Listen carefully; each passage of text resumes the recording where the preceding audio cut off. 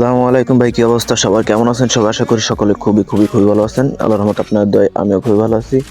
তো ভাই, আজকে আমি একটু কথা বলবো আমাদের সকলের প্রিয় গেমার, বাংলাদেশ টপ ওয়ান, যাকে আপনারা আসলে সবাই চিনেন এবং তার ফ্যান ফলোয়ারের আসলে অভাব নাই।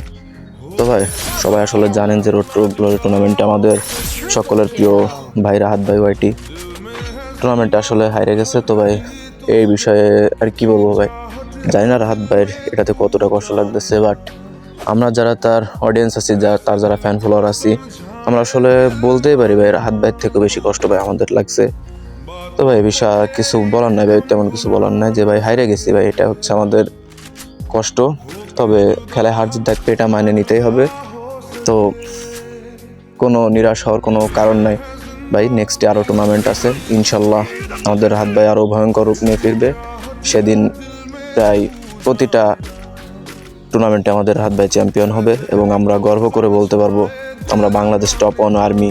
ইনশাল্লাহ আমাদের রাহাত ভাই আরও ভয়ঙ্কর রূপ নিয়ে ফিরবে। জানি যে রাহাত ভাইয়ের কাছে এই ভিডিওটা পৌঁছাবে না, তাও বলতেছি রাহাত ভাই, এগিয়ে যাও, আমরা তোমার পাশে আছি, সারা জীবন থাকবো। আগেও ছিলাম, হেরে গেছে তো কী হয়েছে, নেক্সটে ইনশাল্লাহ ভালো কিছু হবে। আমরা অপেক্ষায় থাকবো তোমার নেক্সট টুর্নামেন্টের জন্য। ইনশাল্লাহ পরবর্তী প্রত্যেকটা টুর্নামেন্টে তুমি চ্যাম্পিয়ন হবে রাহাত ভাই। समझाए दिल मानना, बातों को तेरी हम भुला ना सके।